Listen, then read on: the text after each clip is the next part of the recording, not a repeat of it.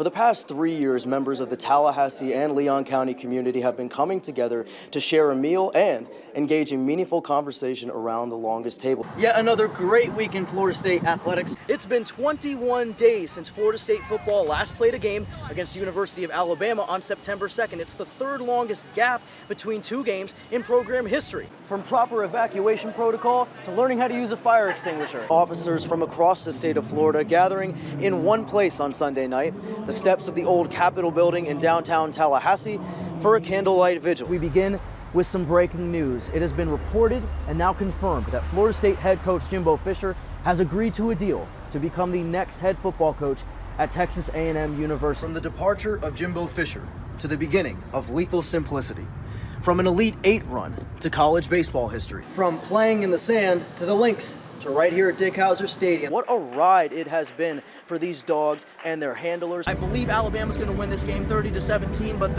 I'm not being flaky on you guys. I promise I'm not. But today, they return to the gridiron. The old Capitol building, always a beautiful sight, especially on this night. Never thought I would say this at the start of this season. Valdosta needed to win tonight just to make it to the playoffs. You still have to host Louisville here. You still have to host Miami here. You still have to go on the road to play Clemson in Florida in the same 14 days to end the season. This season is far from over. Our final game of the week has everything you could ask for. One team going for a perfect season, the other trying to play spoiler, and the squads are longtime rivals.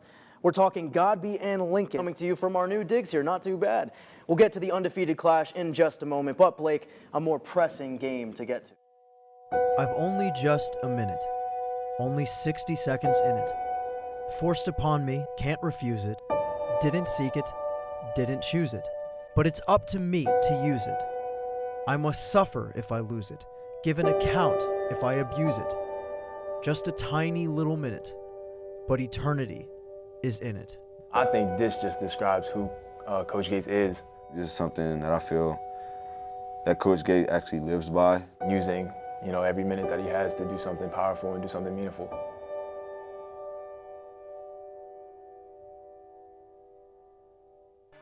It's the summer of 2011.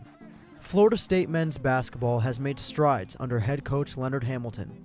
But to take the program to new heights, there was a piece still missing, a gate left unopened.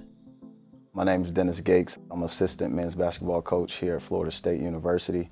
I was at Nevada at the time, and I got a call from Coach Hamilton. He said, "Hey, I need your boss's number." About an hour after that, I hear my boss yell my name. He said, "Coach Hamilton wants to bring you out to Tallahassee," and the rest is history.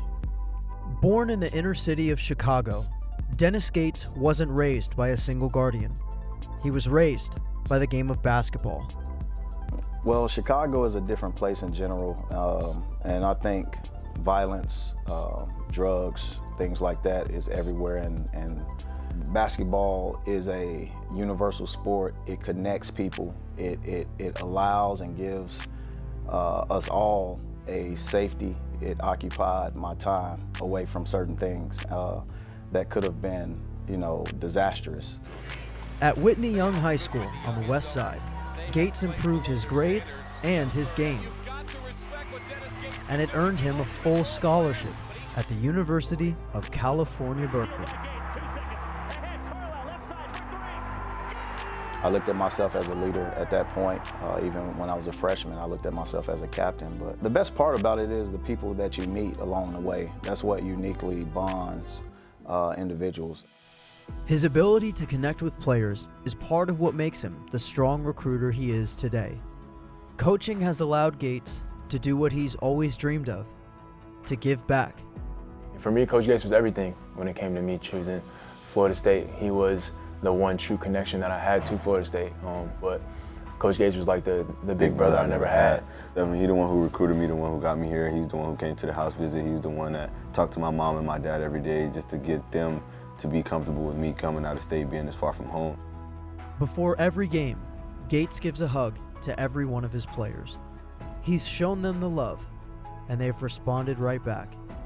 Maybe that's why the Seminoles have brought in 4 consecutive top 15 recruiting classes. Throughout his career, Gates never wasted his minute, just like his favorite poem has always said. I've only just a minute, only 60 seconds in it. Forced upon me, can't refuse it. Didn't seek it, didn't choose it. But it's up to me to use it. Suffer if I lose it. Give an account if I abuse it. Just a tiny little minute, but eternity is in it. What does that poem symbolize to you? There's a never-ending impact on even the smallest decision that you make, not only in your life, but in the lives of the young man that you're trying to lead. That poem means a lot. It means a lot. I'm Michael Hudak.